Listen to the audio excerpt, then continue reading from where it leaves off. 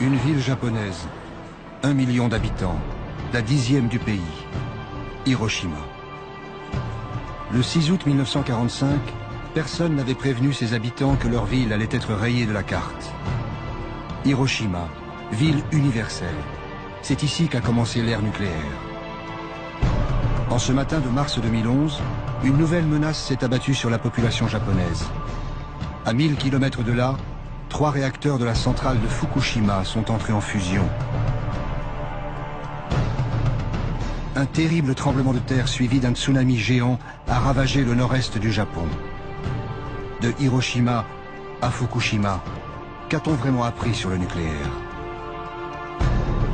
Qu'y a-t-il de commun entre les réfugiés d'un accident industriel et les victimes de l'acte de guerre le plus spectaculaire du XXe siècle?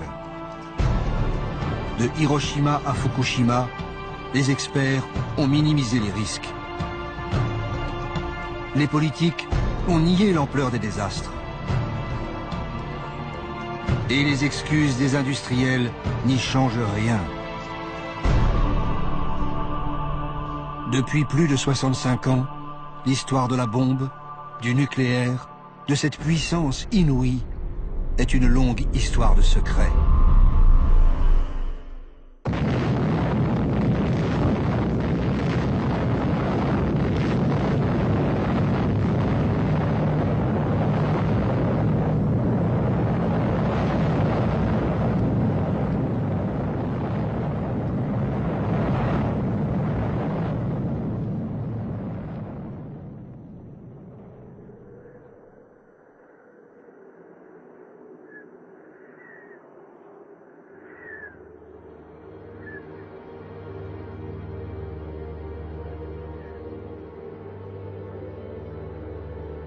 Ces silhouettes ont été imprimées à jamais sur les dernières parois restées debout après la première explosion nucléaire. Dans un rayon de 200 mètres, les corps qui ne se sont pas volatilisés sont carbonisés.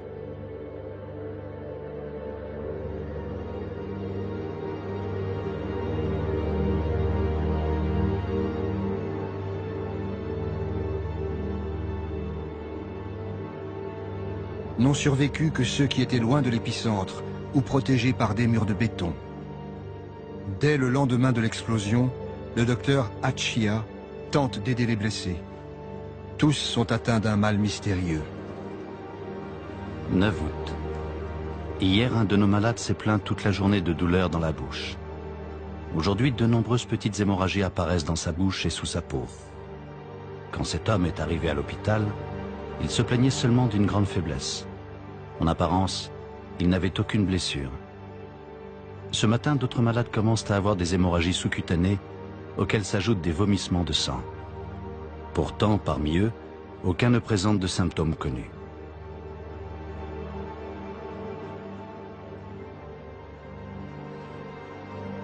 « 18 août. Aujourd'hui, un nouveau symptôme a fait son apparition. De nombreux malades commencent à perdre leurs cheveux. Ils ont un vilain teint.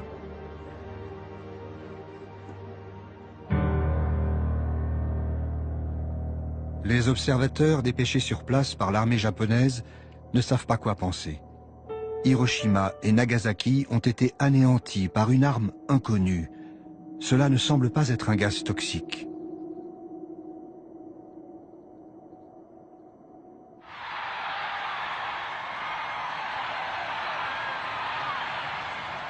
Aux États-Unis, chacun pense que les 2 bombes atomiques ont mis fin à la guerre. Pour la population, c'est une découverte. Ces armes ont été développées dans le secret le plus absolu. Même le Congrès ne savait rien.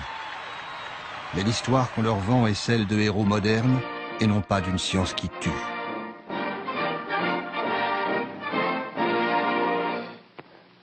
On July 16th, 1945, at Alamogordo, the atomic age was born. Minus 20 seconds. Doctors James Bryant Conant and Vannevar Bush were among the handful of spectators.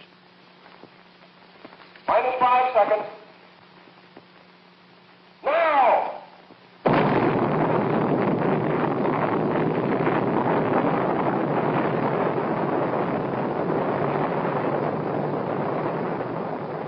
For Doctors Conant and Bush, who organized the development of the first bomb, this was a moment of supreme satisfaction. Ce film de propagande raconte l'histoire de la bombe, version US Army. C'est une fiction. Seuls les personnages sont réels. Il y a Leslie Groves, le militaire, chef du plus grand projet de l'Amérique en guerre, le projet Manhattan.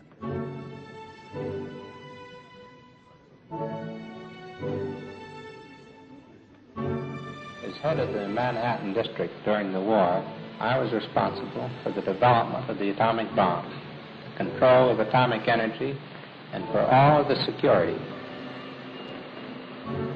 Il y a Robert Oppenheimer, le responsable scientifique du projet Manhattan. Automatic control has got it. This time, Rob, the stakes are pretty high. It's going to work all right, Robert, and I'm sure we'll never be sorry for it. Well, we'll know in 40 seconds. Son obsession, c'est de savoir si la bombe sera efficace. Et il y a Bush, le politique, celui qui a rendu possible la bombe en créant l'alliance entre militaires, scientifiques et industriels, donnant ainsi naissance à ce qu'on appelle encore aujourd'hui le complexe militaro-industriel. De cette alliance naîtra la bombe atomique, une arme qui va changer le monde.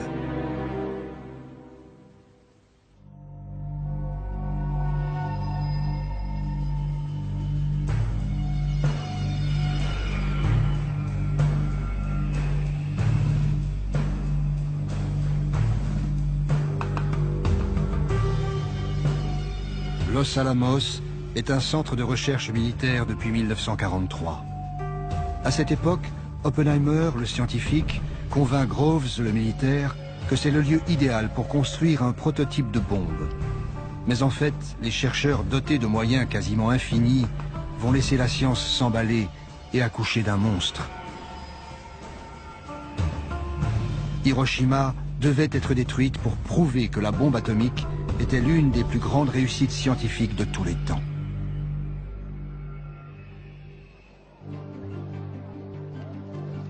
Tout a commencé lorsqu'en 1939, le célèbre physicien danois Niels Bohr se rend aux États-Unis pour une réunion à Princeton.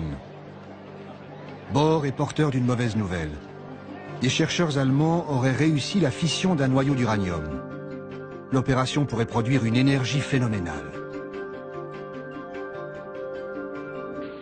And the result, nuclear fission. But it is equivalent Dans to le milieu mass. scientifique, In the process la of nouvelle fission, fait l'effet a tiny fraction is left over. d'une bombe. What happens to it? It explodes as energy, proving Einstein's theory that mass and energy are really the same.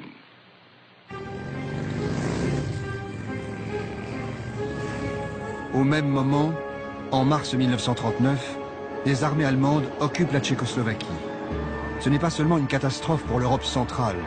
Les nazis font du même coup main basse sur la plus grande mine d'uranium d'Europe. L'Allemagne dispose désormais de la matière première pour concevoir une réaction en chaîne par la fission nucléaire.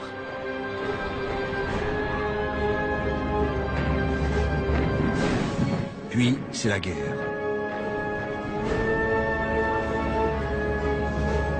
Entre alliés et nazis, la course scientifique et militaire est engagée. Mais aux États-Unis, l'opinion publique est très hostile à toute intervention dans le conflit européen. Dilemme pour le président Roosevelt. Il doit respecter ses électeurs, mais aussi préparer son pays à toute éventualité. This nation will remain a neutral nation, but I cannot ask that every American remain neutral in thought as well. Albert Einstein est le plus célèbre des physiciens réfugiés en Amérique. Comme tous les exilés européens, juifs et non-juifs, il sait de quoi Hitler est capable. Impossible donc de rester en dehors de la course aux armements. Poussé par le chercheur hongrois Szilard, il décide d'écrire au président des États-Unis. Grâce aux travaux de Joliot en France et ceux de Fermi et de Szilard en Amérique, il est devenu possible d'envisager une réaction nucléaire en chaîne dans une importante masse d'uranium, et ainsi générer de grandes quantités d'énergie et de nouveaux éléments de type radium. Cela pourrait aussi conduire à la fabrication de bombes. Une seule bombe de ce type, transportée en bateau et explosant dans un port, pourrait bien détruire le port tout entier et ses environs. À cette époque, ils ne sont qu'une poignée de chercheurs à avoir compris cet enjeu qui va changer le monde. Un ami d'Einstein transmet la lettre en main propre à la Maison-Blanche. Roosevelt réagit immédiatement. Les nazis se préparent à nous réduire en poussière. Il nous faut agir. Un des conseillers scientifiques de la Maison-Blanche est Vannevar Bush, celui qui deviendra l'un des 3 grands pionniers de l'ère nucléaire. Nous avions compris que la guerre allait se transformer en un combat sans merci, que l'Amérique allait devoir y participer tôt ou tard, que ce serait une lutte très technique, que nous n'étions absolument pas préparés à cela, et enfin, et c'est le plus important, que notre système militaire tel qu'il existait ne pourrait jamais produire à plein régime les nouveaux équipements dont nous aurions certainement besoin. Bush, le politique, est président de la richissime Carnegie Institution. Il décide de mettre autour d'une table scientifique, industrielle et militaire les 3 piliers du futur complexe militaro-industriel. Pour réussir, Groves le militaire en est certain. Il faut des moyens colossaux et garder le plus grand secret.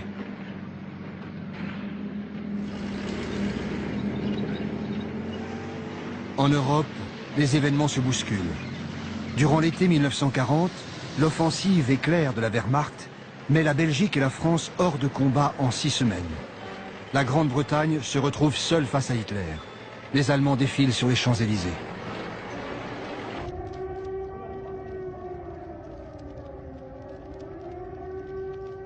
Déjà, leurs avions visent Londres. C'est le Blitz. Les recherches britanniques sur l'atome ont alors une nette longueur d'avance. Cambridge héberge un prestigieux laboratoire de recherche nucléaire. Churchill et le gouvernement britannique pensent que 3 ans suffiraient pour fabriquer une bombe atomique.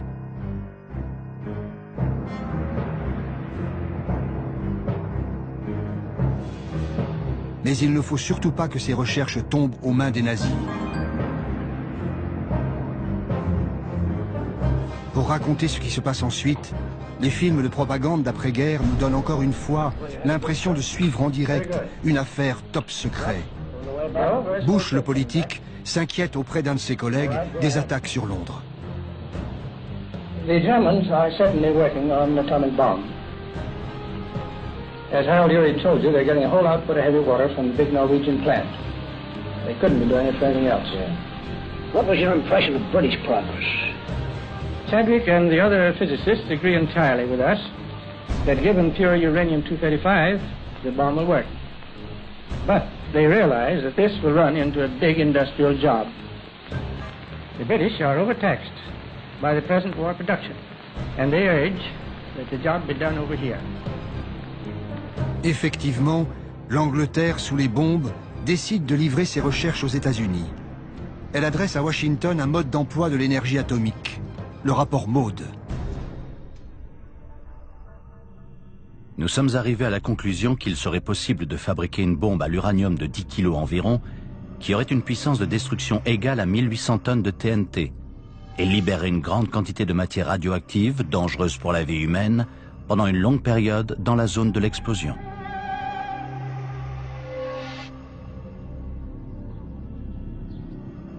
Face à cela, Roosevelt fait un choix politique.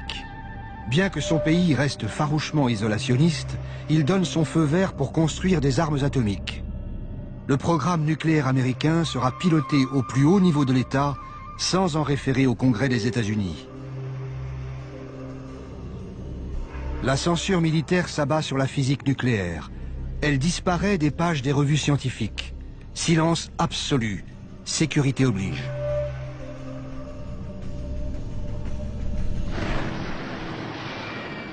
Pearl Harbor, 7 décembre 1941. L'attaque surprise des avions japonais va mettre fin aux dernières hésitations. L'offensive japonaise fait basculer les États-Unis dans le conflit mondial. Roosevelt peut enfin rejoindre ouvertement le camp des Alliés contre les puissances de l'Axe, Japon, Allemagne, Italie. Bientôt la guerre embrase le Pacifique et étend son emprise aux 5 continents. La machine militaire américaine avait été lancée pour fournir des armes aux Britanniques. Désormais, elle va tourner à plein régime pour ses propres besoins. Le siège de l'armée américaine, le Pentagone, vient justement d'être terminé. Le chef du projet, un militaire pragmatique, s'appelle Leslie Groves. En septembre 1942, on lui confie une autre mission ultra sensible, accélérer les recherches nucléaires contre l'Allemagne, nom de code, Projet Manhattan. D'autant que les premiers résultats arrivent. Les chercheurs ont isolé un nouvel élément, le plutonium, plus lourd que l'uranium et plus efficace pour fabriquer une bombe. Vu par les films de propagande d'après-guerre, tout cela apparaît, à tort, bien inoffensif. Here it is, General Groves, plutonium. Well, that's the first I've ever seen. But after this, if you don't mind, I wish you'd hold something under it, because after all, there's about over $50 million in that tube.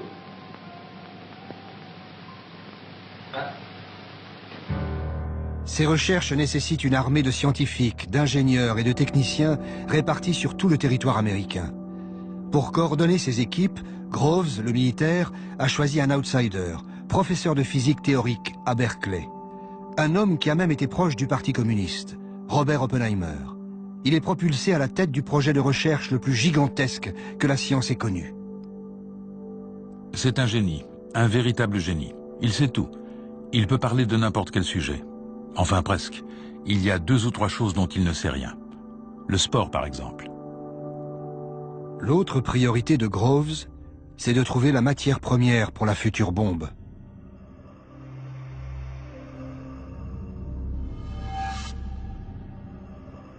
Le plus important, bien sûr, était le minerai d'uranium. La plus grande source d'uranium pendant la guerre était la mine de Chinkolobwe, au Congo belge. Et l'homme clé dans ce domaine était M. Edgar Sangier, le directeur de l'Union minière du Haut-Katanga. Sangier est un industriel belge et un homme d'affaires prévoyant. Dès 1940, il a ordonné que toutes les réserves d'uranium belges soient mises à l'abri des nazis et envoyées aux États-Unis. En ce printemps 1942, Groves, le militaire, découvre donc avec stupéfaction que 1250 tonnes du précieux minerai sont stockées à portée de main dans le port de New York. Un formidable cadeau. L'approvisionnement du projet Manhattan est maintenant assuré. Parallèlement, un changement essentiel se produit. Pendant l'été 1942, le Troisième Reich renonce à son programme nucléaire, sauf que les Alliés n'en sauront rien. Pour Albert Speer, devenu ministre de l'armement et de la production de guerre, les dirigeants nazis n'ont pas compris le bouleversement radical que signifiait l'arme atomique. Hitler m'avait quelquefois parlé de la possibilité d'une bombe nucléaire, mais cette idée dépassait ses capacités intellectuelles. Il était incapable de saisir le caractère révolutionnaire de la physique nucléaire. Sur la proposition des physiciens spécialistes du nucléaire, nous avons renoncé au projet de développement d'une bombe atomique, après que j'ai, une fois de plus, demandé combien de temps il faudrait et que l'on m'ait répondu qu'il fallait compter au moins 3 à 4 ans. Berlin a des soucis bien plus pressants. Pour soutenir l'offensive sur le front russe, le Reich a besoin de pétrole, ressource bien plus vitale que l'uranium des mines tchèques. Et pour cela, Hitler regarde du côté du Caucase, vers Bakou et jusqu'à l'Iran.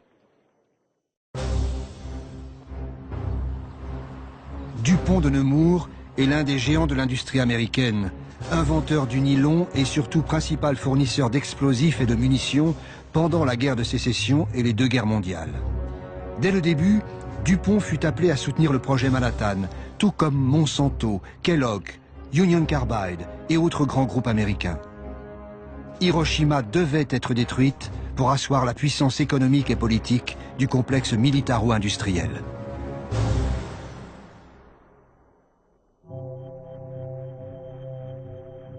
Deux mois après que l'Allemagne a arrêté son projet nucléaire, la salle de squash de l'Université de Chicago est devenue un gigantesque assemblage de graphite et d'oxyde d'uranium. C'est le prototype CP1, une pile nucléaire de 350 tonnes. Autrement dit, le tout premier réacteur atomique que les chercheurs alliés veulent tester au plus vite. L'expérience a lieu le 2 décembre 1942. Secret militaire oblige. Ni l'université, ni les étudiants, ni la ville de Chicago n'ont été prévenus.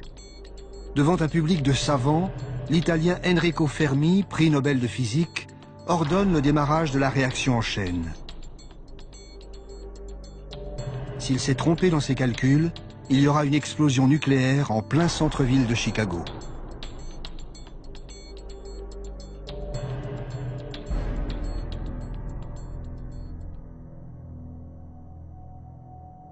Tout se passe comme prévu. Pour la première fois de l'histoire, l'homme a réussi à maîtriser l'énergie nucléaire. Nous savions que nous étions sur le point de libérer un géant. Pourtant, en réalisant que nous l'avions réellement fait, nous éprouvâmes un sentiment étrange. Parmi les spectateurs, un autre homme est fasciné par l'expérience. Il s'appelle Crawford Greenwalt. Il est ingénieur chimiste chez Dupont de Nemours. La concentration de neutrons dans la pièce est montée bien au-delà des limites autorisées. Et les radiations gamma juste au-dessus des limites tolérables pour un être humain en l'espace de 24 heures. Le résultat de l'ensemble fut bien meilleur que ce qui était attendu. Et pour moi, ce fut une expérience saisissante. Greenwalt, l'industriel, assiste à l'expérience sur l'invitation du général Groves. Pour faire passer le projet Manhattan à sa phase industrielle, Groves a en effet besoin d'un conglomérat rompu à la confidentialité et capable de superviser des corps de métier qui vont manipuler d'importantes quantités d'uranium et de plutonium hautement radioactifs.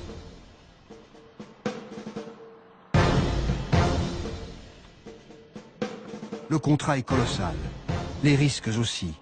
Greenwalt, l'industriel, hésite.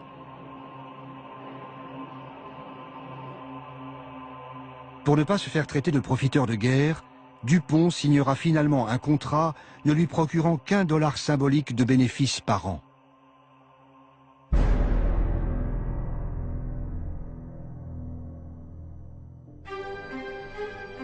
Quelque part sur la côte ouest, dans un immense désert à 300 km de Seattle, Hanford. La taille du site construit par Dupont de Nemours donne la mesure des besoins industriels phénoménaux. Le chantier s'étend sur 1500 km². En 9 mois, 85 000 ouvriers font surgir de terre 3 réacteurs nucléaires et une usine de purification d'eau capable d'alimenter une ville d'1 million d'habitants.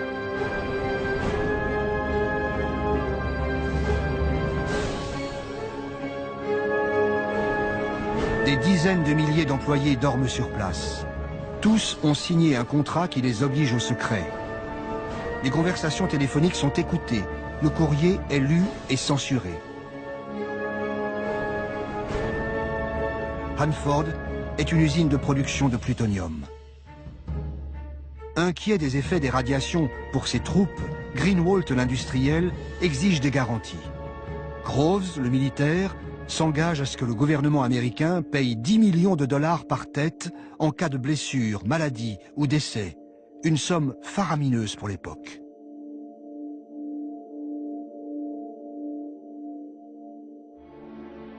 Le projet Manhattan est réparti sur tout le territoire américain. Cette autre unité est gérée par Monsanto et General Electric.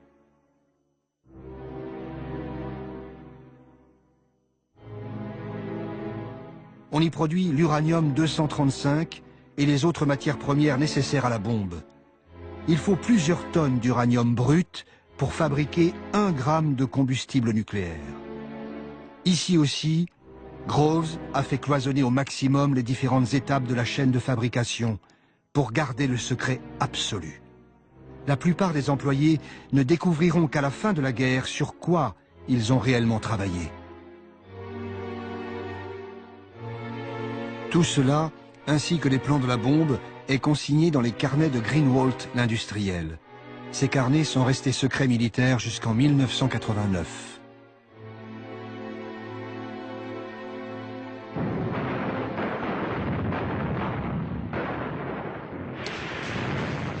Début 1943, le vent de la guerre tourne.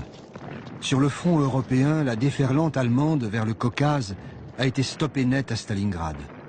Épuisée par l'hiver russe, la 6e armée se rend aux soviétiques.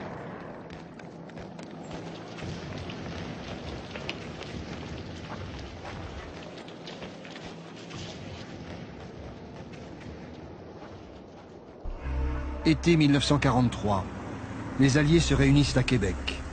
Churchill a provoqué la rencontre dans un but précis, ne pas laisser aux États-Unis le monopole du nucléaire. La Grande-Bretagne, les USA et le Canada décident de s'associer au sein du projet Manhattan. Le Canada possède d'importantes mines d'uranium. Il fournira 4000 tonnes de minerais jusqu'en 1946. 2 ans après la mise à l'abri des recherches anglaises, outre-Atlantique, une vingtaine de scientifiques britanniques viennent rejoindre les laboratoires américains.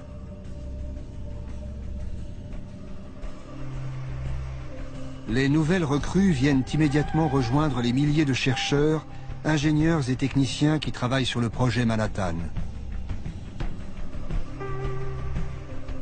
Los Alamos. C'est le 3e grand centre de recherche du projet Manhattan. On y vit sous haute sécurité, en famille, en vase clos, moyenne d'âge 27 ans.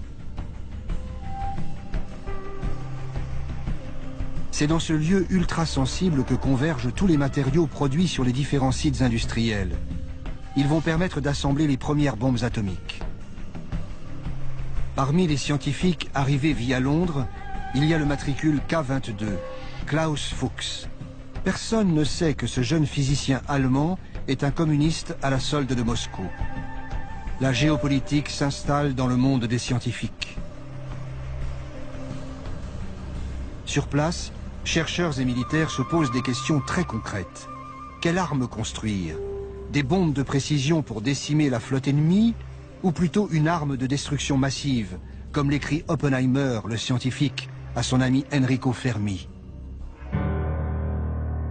Je souhaiterais vous entretenir de la question des aliments empoisonnés par des produits radioactifs. Je voudrais recommander un report du projet dans la mesure du possible. Je pense que nous ne devrions pas envisager de mener à bien ce projet si nous ne pouvons pas empoisonner assez de nourriture pour tuer 1 demi-million de personnes. Les chercheurs de Los Alamos penchent pour une bombe à effet massif. Mais surtout, ils veulent mieux connaître les effets de la radioactivité. Le 1er août 1944, un accident survient au bâtiment D de Los Alamos. La victime s'appelle Don Mastic, un jeune chimiste de 23 ans. Lors d'une expérience, un tube à essai se brise et une préparation au plutonium lui éclabousse le visage. Il en avale quelques gouttes. Il consulte son médecin, le docteur Hempelmann. Mais personne ne sait ce qu'est une dose dangereuse. Hempelmann se tourne vers Oppenheimer. Quelles que soient les précautions prises, un accident du même type peut se reproduire. Il ne me paraît pas inutile de poursuivre des recherches en ce sens. Les militaires soutiennent un tel programme d'observation. La question la plus pressante, c'est de savoir jusqu'à quel point les substances que nous utilisons sont toxiques. Uranium, radium, polonium, beryllium. Il est nécessaire d'étudier la manière dont elles agissent sur le corps humain, en pénétrant par la peau, les poumons, le tube digestif. Des tests médicaux sont pratiqués sur Don Mastic. Mais pour mieux connaître les effets de la radioactivité, il faudra de vrais cobayes. Nous recommandons qu'un patient de l'hôpital de Rochester soit choisi pour une injection d'1 à 10 microgrammes de substances radioactives et que ses excréments soient envoyés à notre laboratoire pour analyse.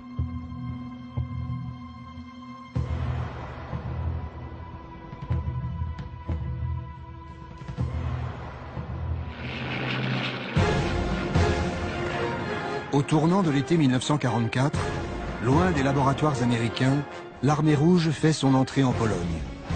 Les Alliés occupent la Sicile et débarquent en Normandie, ouvrant un nouveau front à l'ouest.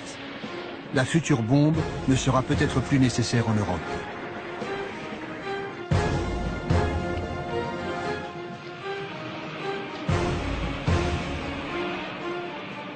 Dans le Pacifique, l'armada américaine se rapproche plus difficilement du Japon.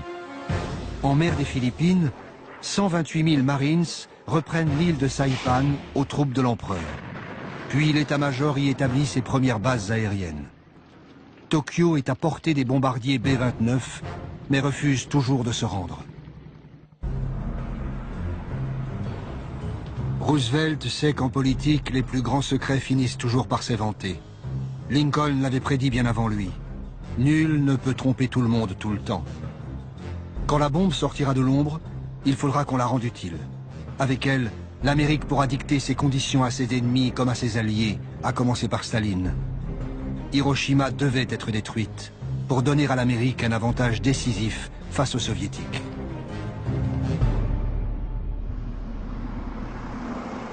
À l'été 1944, Churchill et Roosevelt se retrouvent à Hyde Park, près de New York. Pour eux, les défaites allemandes ne changent rien. Le projet Manhattan doit aboutir coûte que coûte. L'idée que le monde devrait être informé du programme de recherche nucléaire en vue d'un accord international concernant son contrôle et son utilisation est inacceptable. La question doit continuer d'être considérée comme un secret absolu. Mais lorsque la bombe sera finalement disponible, elle pourra peut-être, après mûre réflexion, être utilisée contre les Japonais, qui devront être prévenus qu'un tel bombardement sera renouvelé jusqu'à ce qu'ils capitulent. Plus d'un an avant les bombardements de Hiroshima et Nagasaki, les politiques confirment la cible désignée par les militaires. Ce sera le Japon. À l'automne 1944, en pleine débâcle allemande, le général Groves envoie une unité spéciale sur le front européen. À Strasbourg, elle fait une découverte cruciale cachée au sein de l'hôpital de la ville. Un laboratoire de physique allemand.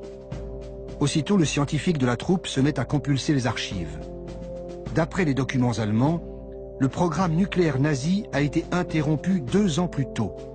Les armes de destruction massive de Hitler, tellement redoutées par l'Amérique, n'ont jamais existé. Avec elles, s'évapore la menace qui a justifié le projet Manhattan. À la conférence de Yalta, Churchill et Roosevelt ne peuvent pas encore utiliser la carte de la bombe. Et les informateurs de Staline ne lui ont pas encore livré tous les secrets du projet Manhattan. Alliés et soviétiques commencent à se partager le monde avant que ne débute l'ère nucléaire. Staline est intéressé par des territoires chinois, occupés par les Japonais. Il s'engage à attaquer l'armée japonaise 90 jours après la chute de Berlin.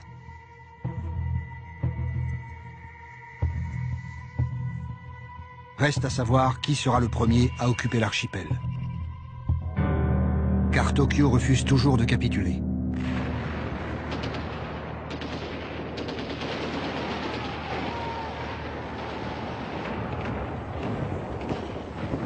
Dans le Pacifique, la prise de l'île d'Iwo Jima est longue et difficile.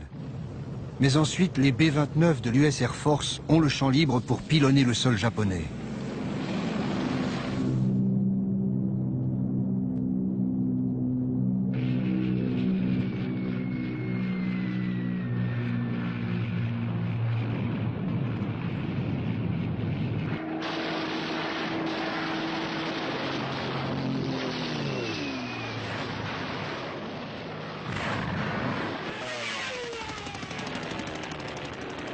Tokyo et la plupart des grandes villes de l'archipel subissent des raids incessants. Plus de 8 millions d'habitants sont déplacés. Dans la seule nuit du 9 mars 1945, un déluge de bombes incendiaires fait plus de 100 000 morts dans la capitale japonaise. Le pays est affamé, à court de vivres, de carburant et de munitions. Sa puissante marine est totalement anéantie. Les kamikazes se battent jusqu'au bout, dans des avions de fortune, sans essence pour le retour. Leurs sacrifices font croire que le Japon ne renoncera jamais.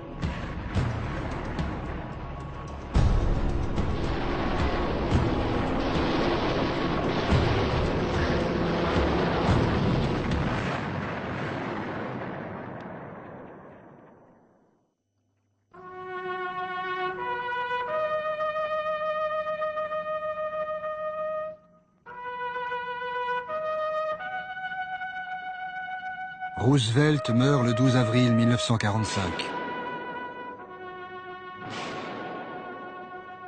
Son successeur, Harry Truman, un ancien sénateur spécialiste des affaires militaires, ignore tout du projet Manhattan. Pourtant, il était vice-président des États-Unis depuis 6 mois.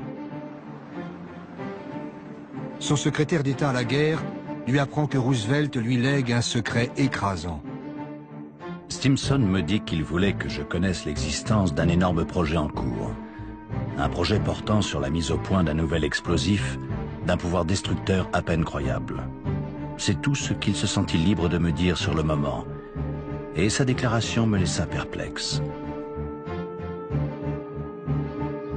Mais Truman va vite comprendre l'avantage stratégique inédit que confère la bombe A.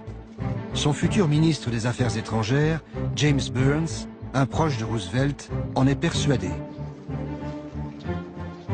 Burns m'a dit que l'arme pourrait être si puissante qu'elle serait potentiellement capable de balayer des villes entières et de tuer des gens à une échelle sans précédent. Et il a ajouté qu'il pensait que la bombe pourrait bien nous mettre en position de dicter nos conditions à la fin de la guerre. Le même Burns écrit le discours d'investiture de Truman. La perspective d'avoir bientôt l'arme suprême renforce l'intransigeance américaine. Both Germany and Japan can be certain, beyond any shadow of a doubt, that America will continue the fight for freedom until no vestige of resistance remains.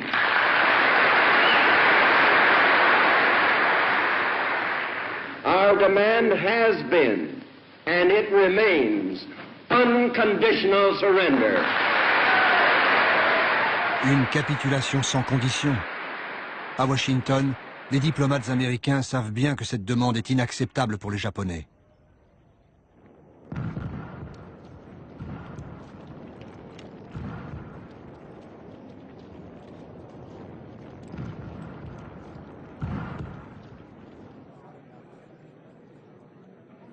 Le 8 mai, le monde apprend la capitulation de l'Allemagne.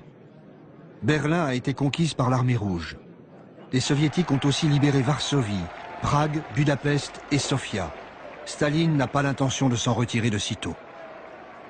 Conformément à l'accord secret de Yalta, Moscou se prépare maintenant à entrer en guerre contre le Japon. Les troupes soviétiques commencent à s'amasser en Mandchourie, au nord-est de la Chine.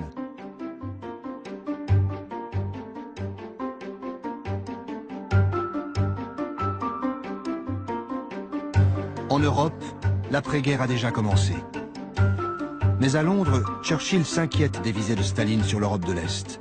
Il propose à Truman d'organiser une rencontre sans délai. Il me semble que nous pouvons difficilement parler de ces questions par correspondance et qu'aussi vite que possible, il devrait y avoir une rencontre entre les 3 grands chefs d'État. La réponse de Truman est surprenante. Je suis d'accord avec vous pour dire qu'une rencontre entre les 3 chefs d'État serait souhaitable. Cependant, en ce qui concerne la période, il me sera extrêmement difficile de m'absenter de Washington avant la fin de l'année fiscale, le 30 juin. Étonné par l'attentisme du nouveau président, alors que Staline bouge ses pions sur l'échiquier européen, Churchill insiste. Je pense que la rencontre devrait avoir lieu en juin et j'espère que votre année fiscale ne la retardera pas. Truman cherche à gagner du temps. Il fait savoir à Staline qu'il ne sera pas disponible avant le milieu du mois de juillet. Churchill est furieux. Je considère que la date du 15 juillet, je répète juillet, le mois qui suit le mois de juin, est beaucoup trop tardive pour aborder les questions urgentes qui demandent que nous les traitions ensemble. J'avais proposé le 15 juin, je répète juin, le mois qui précède le mois de juillet. Mais si ce n'est pas possible, pourquoi pas le 1er juillet, le 2 ou le 3 ? Truman finit par imposer sa volonté. La réunion se tiendra à Potsdam, près de Berlin, le 15 juillet. 15 juillet. C'est le jour qui a été choisi pour le premier essai d'une bombe au plutonium sur le site d'Alamo-Gordo. Truman veut connaître le résultat du test avant la rencontre de Potsdam.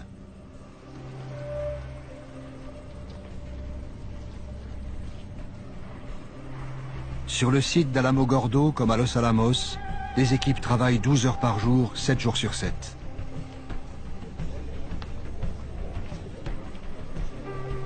Oppenheimer raconte.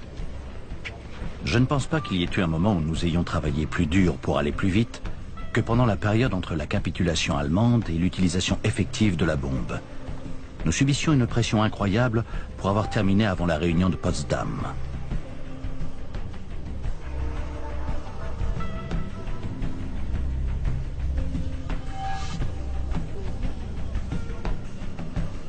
À Washington, on ne se demande plus s'il faut utiliser ou non la bombe contre le Japon, mais quand et surtout comment.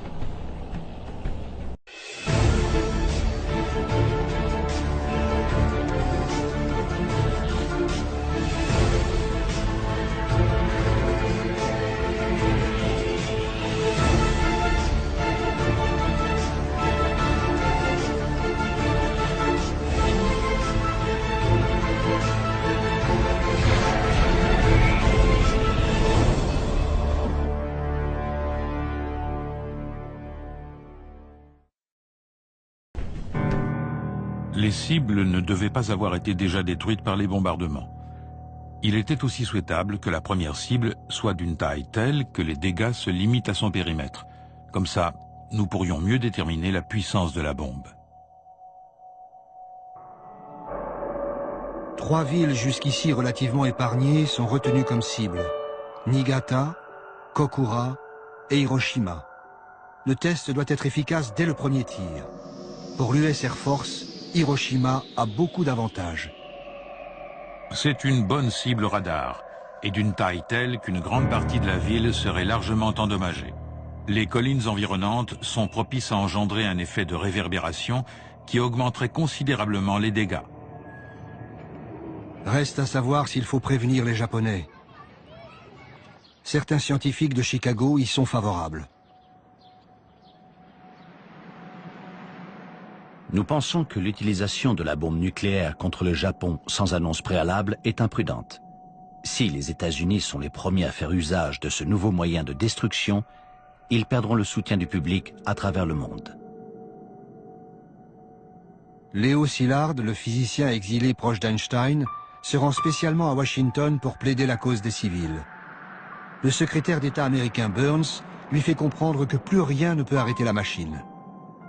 Il me dit que nous avions déjà dépensé 2 milliards de dollars pour le développement de la bombe. Comment voudriez-vous que le Congrès accepte d'allouer des fonds pour la recherche sur l'énergie nucléaire si vous ne montrez pas les résultats obtenus avec l'argent déjà dépensé? Le Congrès commence à s'interroger sur le montant énorme des dépenses non justifiées de l'armée de terre. Après 3 ans de secret absolu, la bombe doit apparaître au grand jour. Tant que la bombe n'aura pas servi contre une cible réelle, sa puissance restera invisible, incompréhensible. Nous ne pouvons proposer aucune démonstration technique susceptible de mettre un terme à la guerre. Nous ne voyons aucune alternative qu'une utilisation militaire directe. Les responsables politiques et scientifiques sont unanimes. Il faut utiliser la bombe. Un nouveau monde est en train de se dessiner. Le 1er juin 1945, le secrétaire d'État à la guerre le déclare devant les industriels et les scientifiques. Les implications du projet Manhattan vont bien au-delà de la guerre actuelle.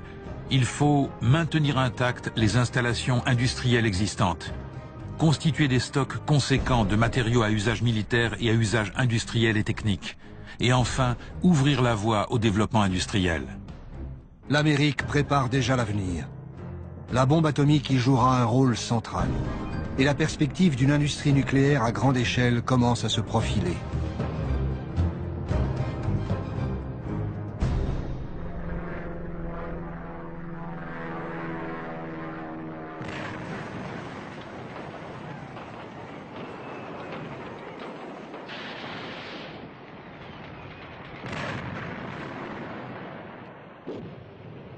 L'armée américaine s'empare de l'île d'Okinawa. C'est la bataille la plus sanglante de la guerre du Pacifique. 12 000 GIs et plus de 100 000 soldats japonais sont tués et au moins autant de civils.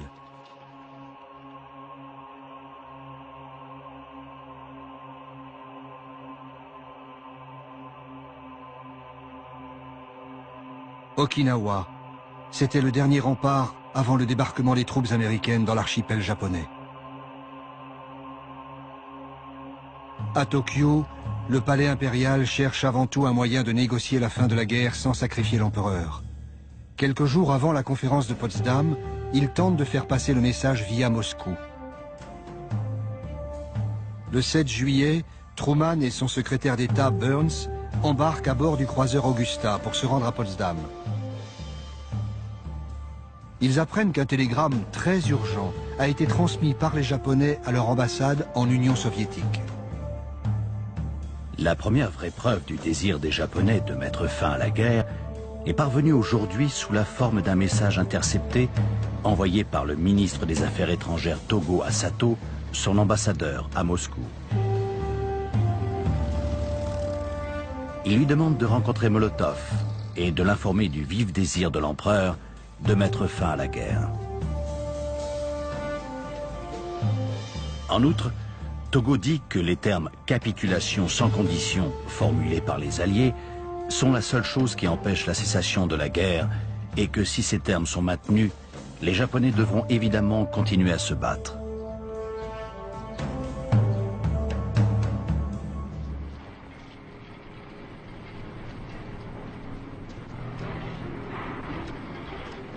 Dans le désert du Nouveau-Mexique, le jour tant attendu est arrivé.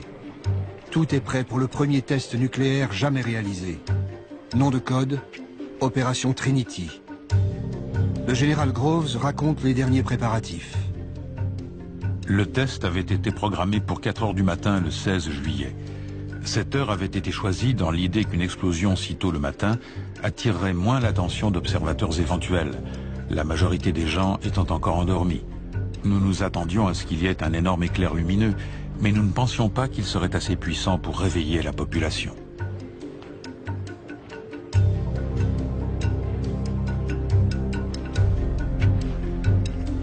On l'appelle le gadget, une bombe à implosion contenant 6 kilos de plutonium. 150 000 personnes ont œuvré à la création de ce monstre de métal dont le cœur est à peine plus gros qu'une balle de tennis.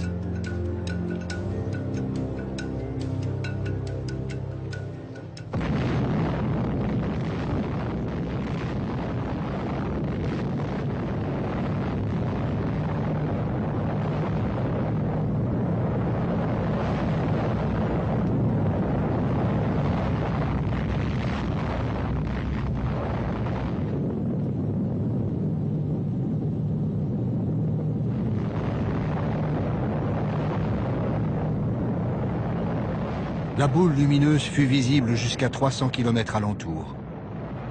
Le premier essai nucléaire de l'histoire a réussi au-delà de toute espérance. L'homme est devenu maître d'une nouvelle puissance. Le projet Manhattan a doté l'Amérique de l'arme absolue. Mais plus que jamais, le secret doit être maintenu.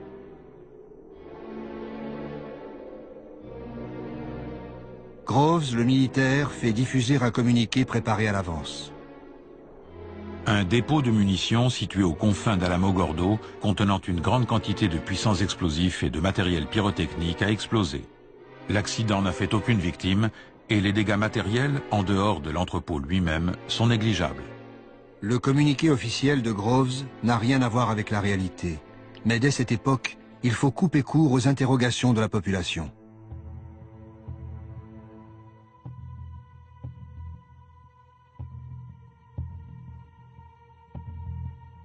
Truman et Burns arrivent à Potsdam le même jour. On leur transmet aussitôt un télégramme crypté en provenance d'Alamogordo. Opéré ce matin. Diagnostic encore incomplet, mais les résultats semblent satisfaisants et dépassent déjà les prévisions. Lors de sa première rencontre avec Staline, Truman n'a pas encore compris tout ce que cela signifie. La conférence se poursuit. Comme promis, à Yalta, les Soviétiques interviendront contre le Japon à partir du 15 août. Mais les nouvelles qui affluent du Nouveau-Mexique, les heures et les jours suivants changent complètement la donne. Churchill note tout de suite un changement dans l'attitude des Américains. Il n'en comprend la cause que le lendemain, à la lecture du rapport complet du général Groves. Maintenant, je sais ce qui est arrivé à Truman hier. À la réunion, après avoir lu ce rapport, il était un autre homme. Il s'est mis à dicter aux Russes ses conditions et, plus généralement, il a pris la direction des débats. Le secrétaire d'État Burns raconte.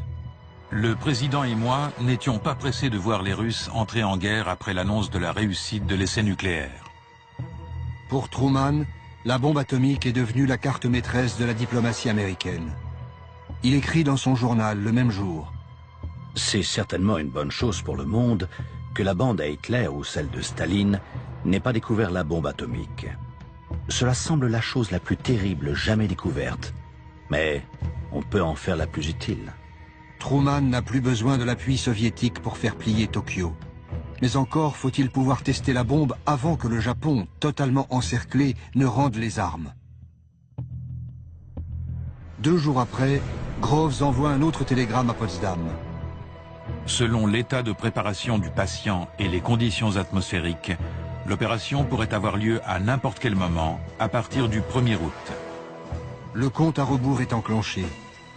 L'ordre de lâchage de la bombe est transmis le 25 juillet aux forces aériennes stratégiques pour le Pacifique.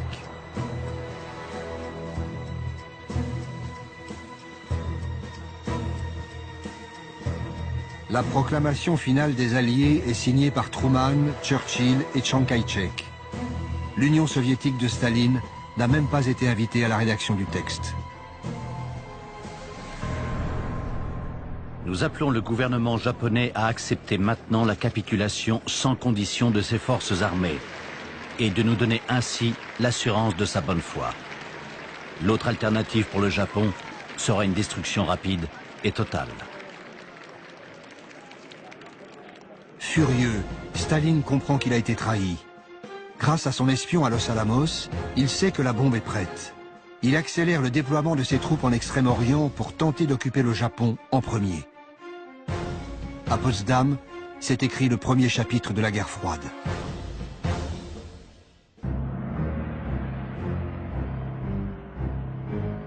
La découverte d'armes nouvelles est le propre de l'art militaire, rester dans le plus grand secret aussi. La légende veut cependant que le largage de 2 bombes atomiques ait permis de sauver la vie de millions de GIs et de civils en écourtant la guerre. En fait, Hiroshima devait être détruite pour exposer au monde la surpuissance de l'arsenal américain.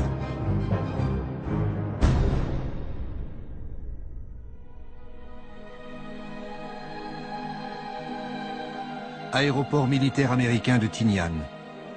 La préparation des équipages chargés du largage de la bombe a commencé 1 mois et demi plus tôt. Little Boy, la bombe destinée à Hiroshima, pèse plus de 4 tonnes. C'est une bombe à l'uranium. Sortie de Los Alamos en pièces détachées, elle est assemblée ici, à Tinian, au beau milieu du Pacifique.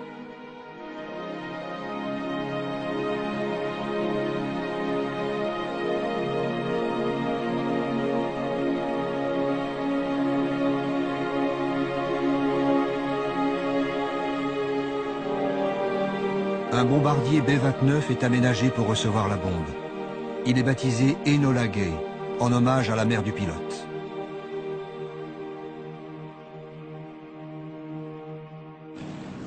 « 6 août 1945. Le largage de la bombe doit être fait à vue, non au radar, pour plus de précision. 3 avions éclaireurs sont partis étudier la météo des 3 cibles potentielles. Il y a des nuages au-dessus de Kokura. Niigata s'avère trop loin vu le surpoids de la bombe. À Hiroshima, le ciel est clair. La ville est choisie pour cible. Little Boy est larguée à plus de 9000 mètres d'altitude. Elle explose une quarantaine de secondes plus tard, à 600 mètres au-dessus de Hiroshima.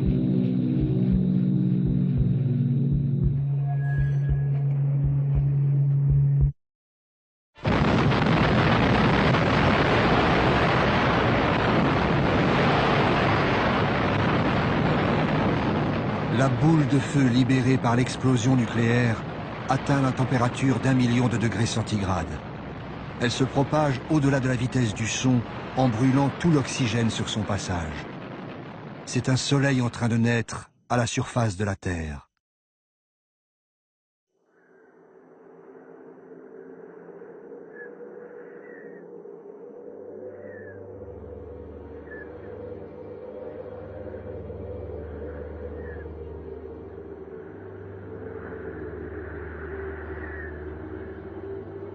« 6 août. Soudain, il y a un éclair, puis un autre. Ombre et reflet, tout a disparu. Il n'y a plus qu'un nuage de poussière au milieu duquel je n'aperçois qu'une colonne de bois qui supportait ma maison. Hiroshima, 8h15. Le docteur Hachiya se préparait à partir pour l'hôpital. Il note ces phrases dans son journal le jour même de l'explosion. Instinctivement, je me mets à courir, ou du moins j'essaie. Inutilement. Des poutres jonchent le sol. Je me sens extraordinairement faible. Je dois m'arrêter pour reprendre des forces. C'est là que je m'aperçois que je suis complètement nu. Où sont passés mon pantalon et mon maillot? Je regarde mon côté droit, il est tout ensanglanté. J'ai également une blessure à la cuisse. Quelque chose de chaud coule dans ma bouche. Ma joue est déchirée. Le souffle de l'explosion a été d'une puissance inouïe. En un instant, une seule bombe à uranium a rayé de la carte une ville de 350 000 habitants. 4 km² réduits en cendres. Les maisons ont brûlé. Le fer s'est tordu sous la chaleur. Tout se passe comme dans un mauvais rêve. Je vois venir des ombres, des espèces de fantômes qui marchent les bras écartés. Je me demande pourquoi. Tout à coup, je comprends qu'ils sont brûlés et qu'ils se tiennent les bras écartés pour éviter le contact avec leur propre peau. L'explosion a tué 70 000 personnes. 70 000 autres seront emportés par les effets de l'irradiation dans les mois suivants. 200 000 habitants ont survécu. Ce sont les Hibakusha, les irradiés de la bombe atomique.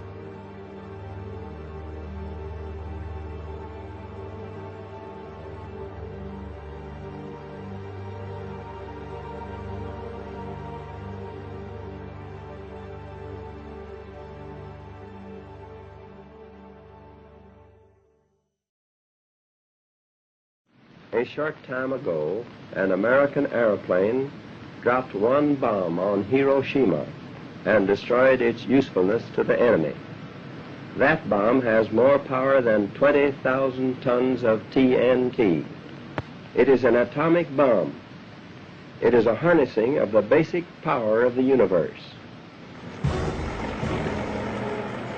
2 jours après l'explosion de la bombe sur Hiroshima, les Soviétiques déclarent la guerre au Japon. 1,5 million de soldats franchissent les frontières de la Mandchourie, occupée par le Japon depuis 1931. Les troupes japonaises ne livrent pas bataille. À court de munitions, elles se rendent aux Soviétiques.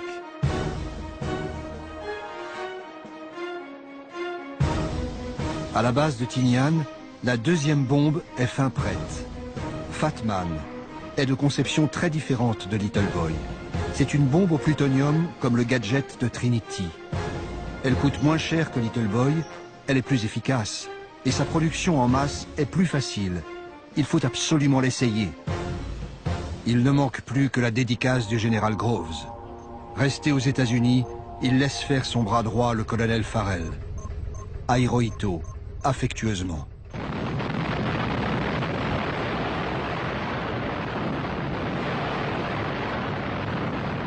« 9 août, 11 heures passées de quelques minutes. Depuis un B-29, un caméraman filme le champignon atomique au-dessus de Nagasaki. L'avion transporte aussi une cargaison de scientifiques venus observer l'explosion. De retour à la base, l'équipage baptisera le bombardier Necessary Evil. Pour l'histoire, la bombe nucléaire devient un mal nécessaire.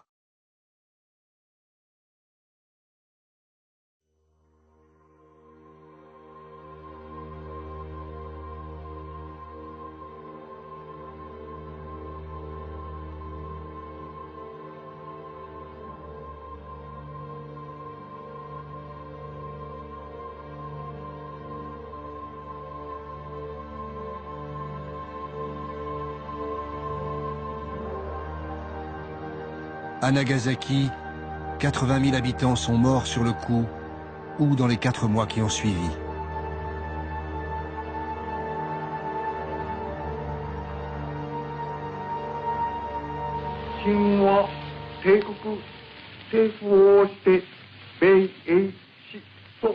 国に対しその共同宣言を受諾する旨通告せしめたり。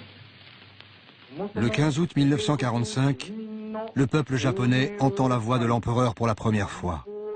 Cette voix leur apprend la capitulation de leur pays. Le palais impérial n'a pas seulement plié face à la bombe. À ses yeux, Tokyo fait face à un péril bien plus grand. L'armée rouge progresse vers le nord de l'archipel. Pour éviter un Japon sous la coupe soviétique, Washington laisse un espoir de survie au régime impérial. Le texte de la capitulation ne dit rien du futur sort de Hirohito. Ce texte est signé le 2 septembre à bord du croiseur Missouri.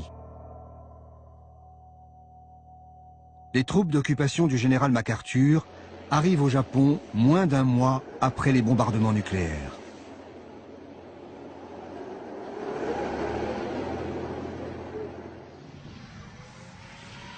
Mais les premiers étrangers à se rendre à Hiroshima et Nagasaki sont des journalistes. L'Australien Peter Burchett est épouvanté par les symptômes dont souffrent les rescapés.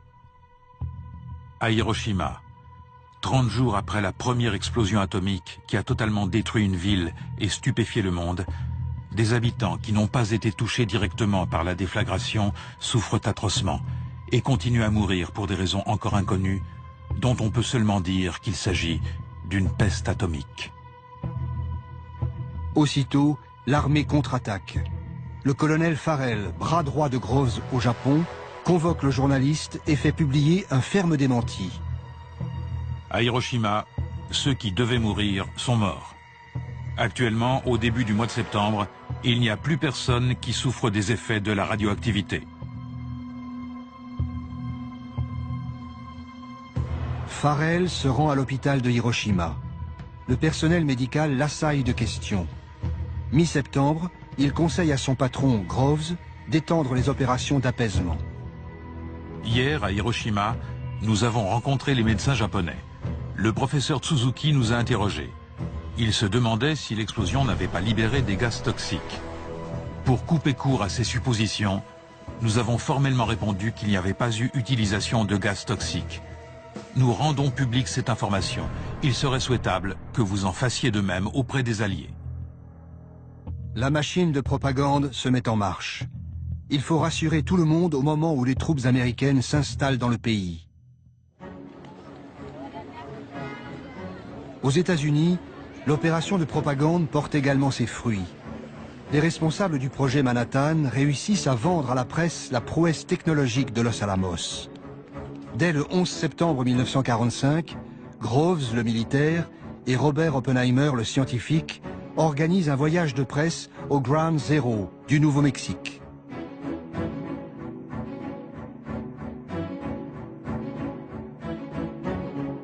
Le site est encore radioactif, mais Oppenheimer se veut rassurant. Il explique aux journalistes que contrairement aux gadgets de Trinity, les bombes japonaises ont été lâchées de très haute altitude. Il ne devrait pas y avoir d'effet comparable à des armes chimiques ou d'empoisonnement de la Terre par des éléments radioactifs, et aucune autre horreur que celle qui accompagne habituellement les grandes explosions. Message transmis à l'opinion publique. La bombe nucléaire est une bombe propre. Rien à voir avec les armes chimiques interdites par le protocole de Genève.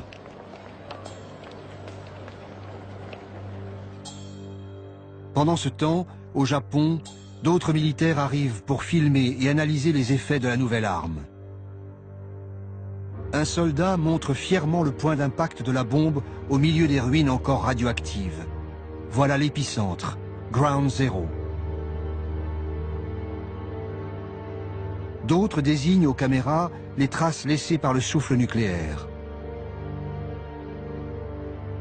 Ils étudient soigneusement la propagation des rayons brûlants et leur empreinte sur les édifices.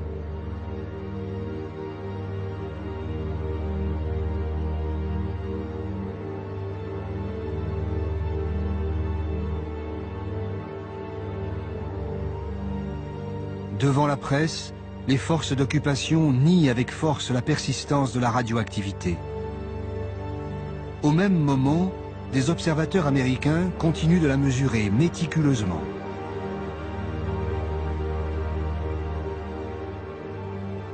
Un GI qui raconte sa mission de patrouille à Nagasaki est stupéfait. Je ne savais pas pourquoi j'étais là. Il n'y avait pas d'habitants, tous avaient péri. Il n'y avait pas d'oiseaux, pas d'animaux, pas de criquets. Il n'y avait rien du tout. C'est difficile de décrire un silence complet comme celui-ci. Au bout d'un an, 9000 Américains et Japonais travaillent à plein temps au département de la censure civile. La censure des troupes d'occupation s'avère redoutablement efficace. Dans les journaux d'Hiroshima, on supprime les caractères d'imprimerie correspondant aux termes bombardements atomiques et radioactivité. Pendant presque 10 ans, aucun Japonais ne pourra lire d'informations concernant les survivants irradiés, les Hibakusha. Après le feu atomique, c'est une chape de plomb qui s'abat sur Hiroshima et Nagasaki.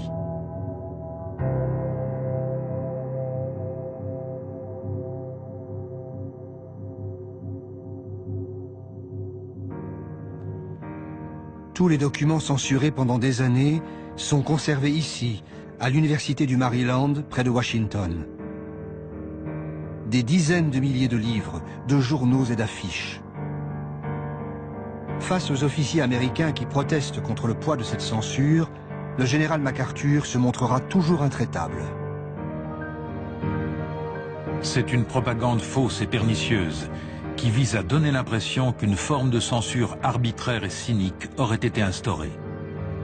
Après avoir muselé la presse, il reste une autre opération plus délicate à mener, la désinformation sur les effets de la bombe. En novembre 1945, le Congrès américain ouvre une commission d'enquête sur le développement de l'atome et son contrôle. Groves poursuit son opération de légitimation devant les sénateurs. The casualties which would have resulted from an invasion of the Japanese home islands would have been tremendous. Churchill placed them at over 1 million Americans.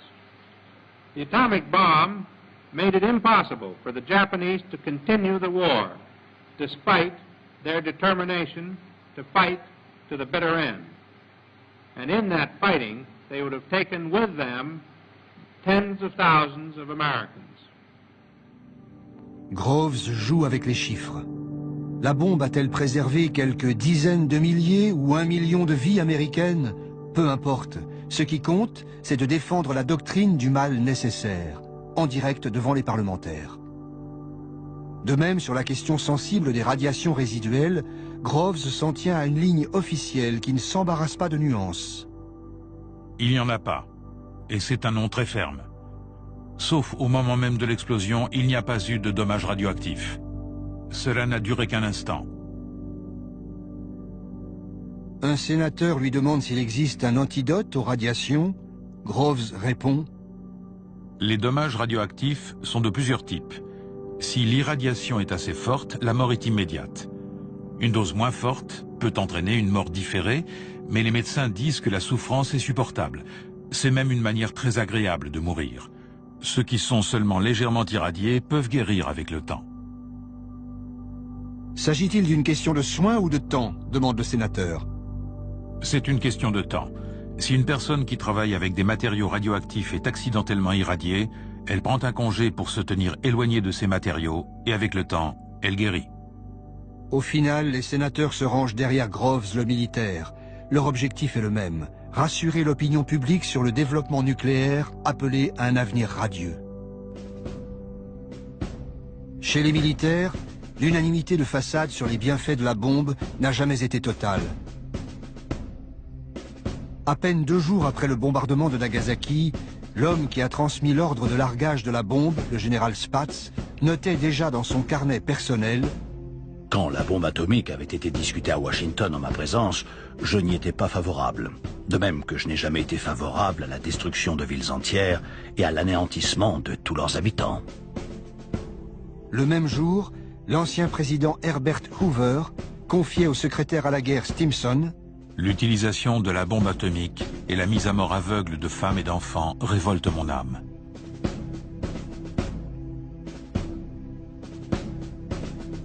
Stimson, l'ancien secrétaire d'État à la guerre, est le seul responsable politique à être resté en poste tout au long du projet Manhattan.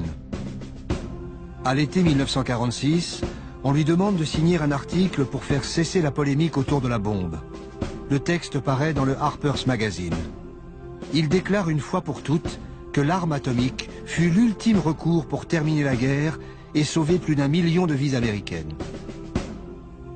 En privé, Stimson avouera ne pas se reconnaître dans ce texte largement inspiré par les responsables du projet Manhattan.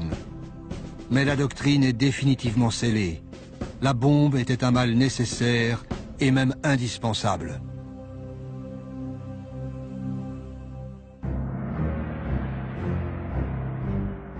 New York. Un congrès réunit scientifiques, industriels et militaires à propos de l'avenir de l'atome. En cette fin de l'année 1945, les hommes de l'ombre qui ont pensé la bombe se félicitent en public. Et ils commencent à préparer l'avenir. We're going to talk about the future and not the past. You've all heard a great deal about what made the Manhattan Project a success, but you're looking now up here at this table at a group of men who haven't been featured in the public press or in addresses or anything of that kind. They represent, and they were the leaders in their particular companies. They represent Carbide and DuPont and Kellex and Monsanto and Tennessee Eastman. And those men did the industrial job that made the Manhattan Project a feasible, practical result instead of something that we were still struggling with. I think you should all remember that.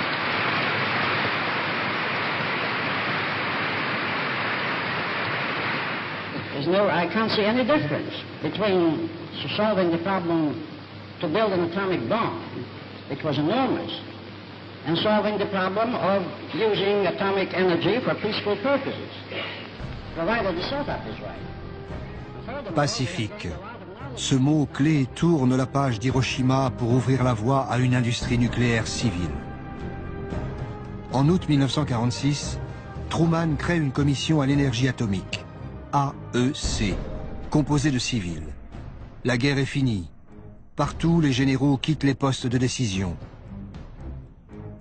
En janvier 1947, l'AEC prend le contrôle des sites industriels militaires d'Hanford et d'Oak Ridge. L'énergie nucléaire va partir conquérir le monde et devenir une puissance industrielle et économique. Le serment d'Hippocrate impose de sauver les humains, pas de s'en servir comme cobayes. C'est pourtant ce qui s'est passé à Hiroshima et Nagasaki. Le projet Manhattan a déjà donné lieu à des expérimentations sur l'homme, mais l'utilisation de la bombe atomique permettra de les étendre à une toute autre échelle. Cette expérience grandeur nature, étudiée pendant des décennies, a permis à l'Amérique de se préparer aux dangers de l'ère nucléaire.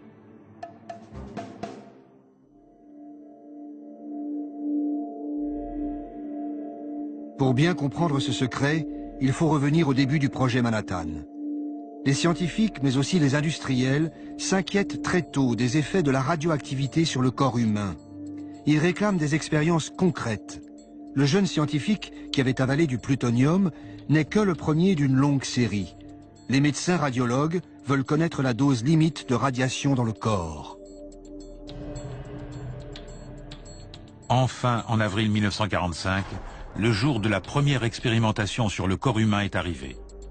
Cela nous a permis de vérifier précisément les données de laboratoire. Des malades sont choisis dans différents hôpitaux. Chacun reçoit un numéro précédé des initiales HP pour Human Product, soit produit humain.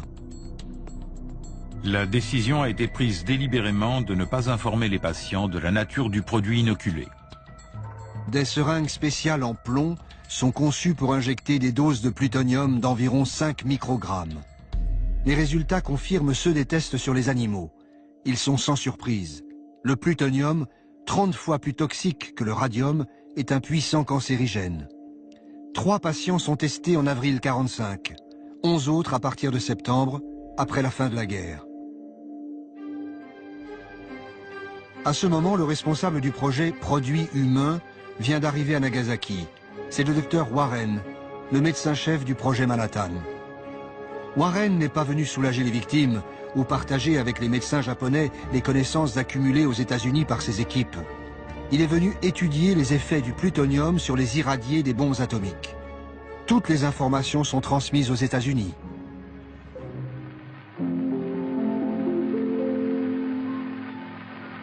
At the end of 2 weeks, which was the critical period, burns and cuts, which appeared to be curing, suddenly worsened. Hemorrhage developed, which could not be stopped. Many died, and the number of deaths kept mounting from day to day. Purpura appeared on the upper half of the body in a majority of cases, and as it spread to all parts of the body, the condition of the victim became worse. Depilation was also a characteristic symptom of the critical period. This soldier was in the barracks 1 kilometer northeast of the epicenter.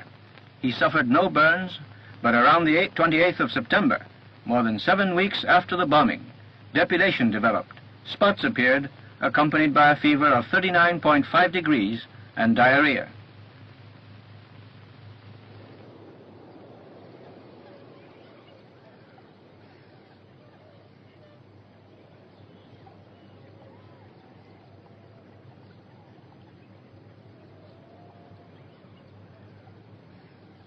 Les assistants de Warren recueillent des dossiers médicaux, saisissent des échantillons, filment l'évolution des symptômes.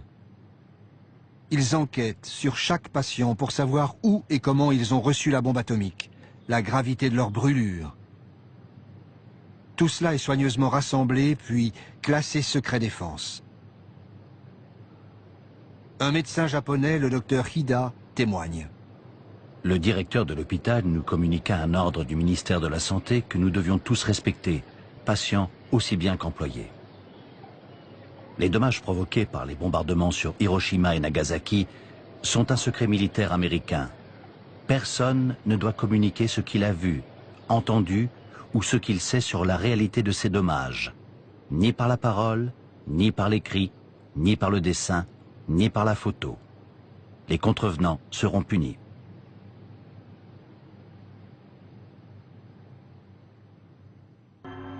Warren, le médecin, est très précis dans ses observations. Son premier rapport, en revanche, est parfaitement dans la ligne officielle. La bombe A n'émet que peu de radiation, brièvement et sans conséquence. Les radiations des explosions nucléaires ayant causé des dommages physiques furent émises principalement pendant la seconde après l'explosion. Quelques blessures ont pu apparaître plus tard, mais toutes se sont produites pendant la première minute. Les deux autres types de radiations, celle provenant de la fission et celle causée par des objets près du centre de l'explosion, n'ont fait aucune victime. Cela a été prouvé définitivement. De retour aux États-Unis, Warren reprend les tests humains commencés à la fin de la guerre. À l'hôpital de Rochester, une aile spéciale gardée par des militaires est construite à cet effet. Jusqu'à l'été 1947, 11 patients y recevront des injections de plutonium. 3 mourront dès la première année de l'expérience. Effrayée par les risques de scandale, la toute nouvelle commission à l'énergie atomique, AEC, décide d'enterrer le dossier. Il est préférable qu'aucun document ne soit divulgué qui ferait référence aux expériences sur des humains et pourrait avoir un effet négatif sur l'opinion publique ou déclencher des poursuites judiciaires. Les documents concernant ce domaine de travail doivent être classés secrets.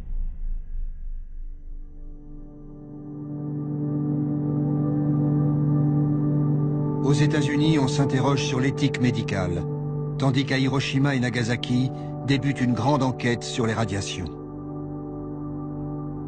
Le nouveau secrétaire d'État à la Marine presse Truman d'exploiter les données scientifiques recueillies à Hiroshima et Nagasaki. Les résultats provisoires de l'enquête montrent qu'environ 14 000 Japonais ont été irradiés par l'explosion nucléaire. L'étude de ces personnes et des autres habitants est une occasion unique et très importante pour les Alliés de pouvoir mener des recherches médicales et biologiques sur l'influence de la radioactivité. Ces recherches ne doivent pas s'arrêter maintenant, mais être poursuivies sur le long terme. Une occasion unique. Peu après, Truman ordonne la mise en place d'une commission sur les dommages de la bombe atomique, l'ABCC. Elle s'installe à Hiroshima et Nagasaki. Avec l'aide du ministère de la Santé japonais, l'ABCC reprend le travail du docteur Warren à grande échelle. Étudier sur le long terme l'influence des radiations sur les victimes de la bombe. À nouveau, les survivants sont forcés de collaborer pour les enquêtes médicales sans jamais être soignés. À nouveau, les informations recueillies sont classées, compilées, archivées et expédiées aux États-Unis. C'est ainsi que l'Amérique se prépare à affronter les nouveaux dangers de l'ère nucléaire. Les banques de données médicales de l'ABCC sont restées secret défense jusqu'en 1975.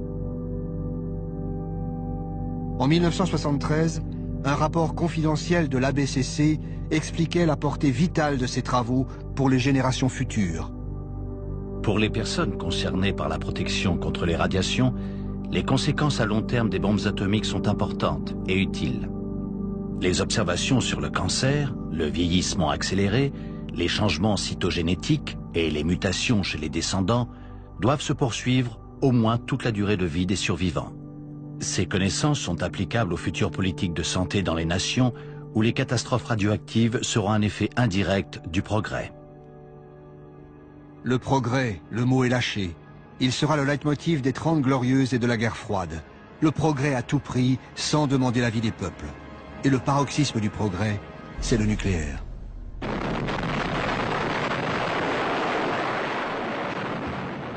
Nucléaire militaire d'abord. Dès la fin des années 40, la course aux armements est lancée à vitesse exponentielle. L'URSS s'y jette tout de suite pour rattraper son grand rival, puis viendront la France, la Chine, et ceux qui feront cette course en secret, Israël, l'Inde, le Pakistan. L'arsenal mondial devient un monstre incontrôlable.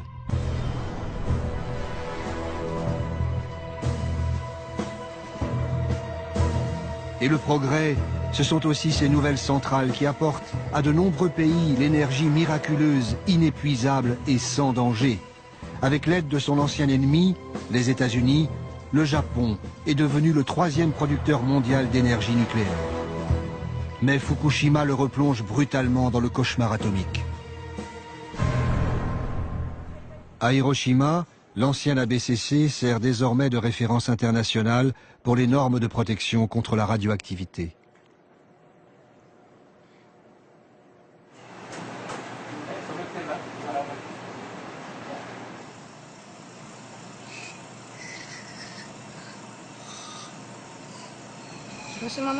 Personne n'avait imaginé que les irradiés de Hiroshima auraient des leucémies, des saignements de gencives ou des taches sur la peau. Mais maintenant, on sait bien que dans une zone donnée et avec une dose de radioactivité donnée, on aura tel problème de santé. Les gens de Fukushima sont inquiets parce qu'ils pensent au risque de cancer. Ils ont dans la tête les images de Hiroshima comme les brûlures, les dents qui tombent ou les morts. Je suppose qu'ils sont très angoissés car ils imaginent qu'il peut leur arriver la même chose. Tous les 2 ans depuis 35 ans, M. Nakanishi vient passer une série de tests médicaux à l'ancienne ABCC, devenue centre de recherche sur les effets de la radiation.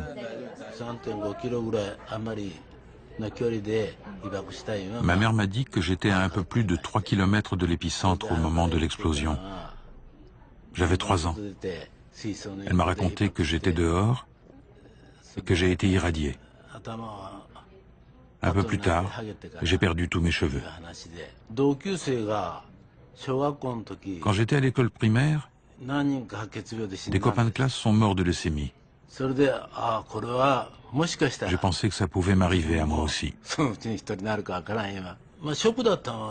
Mais à 20 ans, ce qui m'a choqué le plus, c'était la mort d'un ami de mon âge. Ça m'a fait très peur. On peut mourir de la bombe atomique plus de 20 ans après.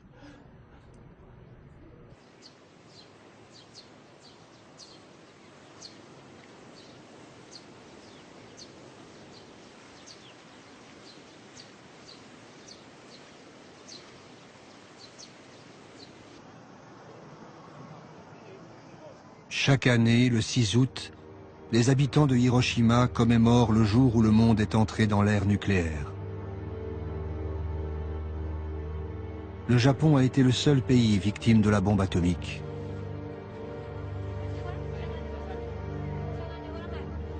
À Hiroshima, comme à Nagasaki, des lanternes en papier sont déposées sur l'eau de la rivière pour apaiser les âmes des disparus.